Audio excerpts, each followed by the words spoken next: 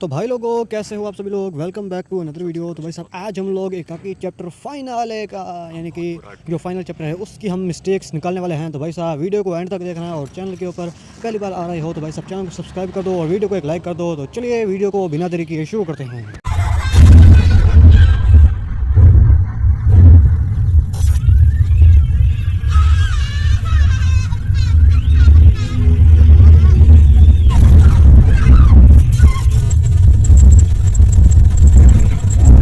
तो भाई लोगों, इस सीन में आप देख सकते हैं कि यहाँ पे हिप्नोटाइज वाला बंदा आ रहा है। तो भाई साहब, इसके पीछे जो है ये भाई साहब खड़े हुए हैं और ये भाई साहब जो हैं हिप्नोटाइज वाले के राइट साइड पे खड़े हुए हैं। लेकिन जैसे ही हम इसको दोबारा से दूसरे एंगल से देखते हैं तो भाई साहब वो जो भाई साहब राइट साइड की तरफ खड़े हुए थे वो लेफ्ट साइड की तरफ आ जाते हैं। नहीं यार, मुझे यहाँ पे ना एक बात समझ में नहीं आ रही कि ये लोग जा रहे थे झरने की तरफ और ये भाई साहब इस तरह का साइन बना रहे हैं। तो भाई साहब, इस तरह का साइन बनाने का इनका क्या मकसद है, क्या पर्पस है इनका इस साइन बनाने का। इन लोगों का सीधा सीधा यानी कि काम था कि वहाँ से जाके ना वो जो ग्लोइंग क्या कहते हैं यार, उनको पत्थर थे या उनको उठाना था। ये तो फिर ये साइन बनाने का इनका क्या फ़ायदा और क्या ये है, तो कोई मुझे कमेंट सेक्शन में आके बता दो प्लीज़। नहीं यार, मुझे यार ना इन पत्थरों की समझ नहीं आई कि ये यानी कि काफ़ी ज़्यादा गहरी होगी यानी कि नीचे की तरफ ये जो लेक है। मगर ये हमारे जो तैराकू भाई साहब हैं ये नीचे से जाके यानी कि जो पानी वाली तह है ना, ज़मीन की तह, वहीं पे मेरे ख्याल में पड़ी हुई है और वहीं से जाके ना इसको उठा कर आ गए हैं। तो भाई साहब मुझे ये लगता है, क्योंकि जब अगर एस्ट्रॉइड अगर गिरता है तो भाई साहब वो मलबे के नीचे यानी कि ज़मीन के अंदर से अंदर तक हिस्से में वो दबा होता है। लेकिन ये भाई साहब ऐसे हैं कि पानी में जाओ, बस वो जो तह है ज़मीन वाली पानी की उसके ऊपर पड़े हुए हैं और इसको उठा के लेके आ जाओ। यही मुझे सिस्टम यहाँ पे लग रहा है। तो भाई साहब, यहाँ पे ऊपर वाले एंगल से देखने पे यहाँ पे काफ़ी सारे लोग सामने की तरफ जा रहे हैं। तो भाई साहब, जब हमारा कैमरा एंगल सामने से दिखाते तो भाई साहब सामने से सिर्फ 2 लोग आ रहे होते हैं। बाकी जो लोग होते हैं वो कहाँ पे चले जाते हैं ये हमको नहीं पता।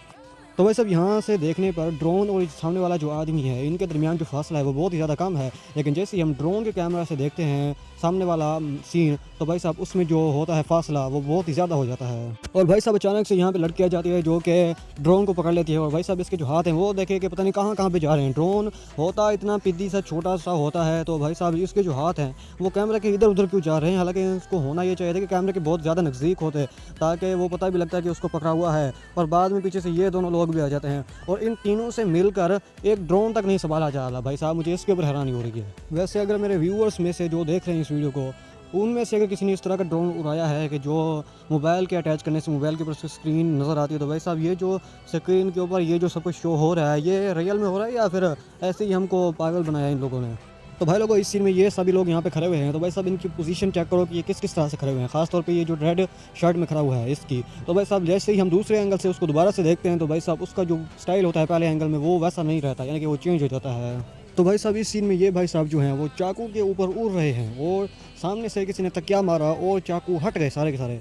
और ये भाई साहब जो है मेज़ पे बजा के गिरे। इनफैक्ट अगर चाकू ना हटते तकिया किसी और जगह पे जाके लगता तो भाई साहब इसका क्या होता वो खुद ही तुम लोग इमेजिन कर सकते हो। तो भाई साहब इस सीन में तुम लोग क्लियरली नोटिस कर सकते हो कि भाई साहब जो एलियन है उसके अंदर कोई इंसान है। वो इंसान का जो ऊपर वाला मुखड़ा है वो हिल रहा है इधर उधर जेली की तरह। तो भाई लोग इस सीन में एलियन तो दीवार के साथ टकराया है और टकराने के बाद जैसे ही नीचे गिरा तो भाई साहब स्लो मोशन में आप सीन देख सकते हैं कि उसे के अंदर जो बंदा बैठा हुआ है उसका जो मुखड़ा है वो हिल रहा है जेली की तरह। भाई साहब ये सीन जब मैंने देखा था ना, मुझे पता नहीं क्या महसूस हुआ था, तुम लोगों को शायद महसूस हुआ हो तो कमेंट सेक्शन में आके बता दो। तो भाई साहब इस सीन में आप देख सकते हैं कि जो हमारे एलियन भाई साहब हैं इनकी जो पोजीशन है लेटी हुई वो किस तरह की है। लेकिन जैसे हम ऊपर वाले एंगल से देखते हैं तो भाई साहब उनकी जो पोजीशन होती है लेटने वाली यानी कि जो गिरे हुए हैं वो चेंज हो जाती है। और जैसे ही हमारे एलियन भाई साहब दोबारा से यानी कि कैमरा एंगल नीचे से दिखाते हैं तो भाई साहब उनकी जो पोजीशन होती है वो दोबारा से चेंज हो जाती है। तो भाई साहब इस सीन में आप देख सकते हैं कि इस भाई साहब के जो पीछे जो चिप लगी हुई थी वो इसके गर्दन के पीछे लगी हुई नहीं है। और भाई साहब ज़्यादा वाज़ेह करने के लिए आप यहाँ पे भी देख सकते हैं कि उसकी जो गर्दन है पीछे से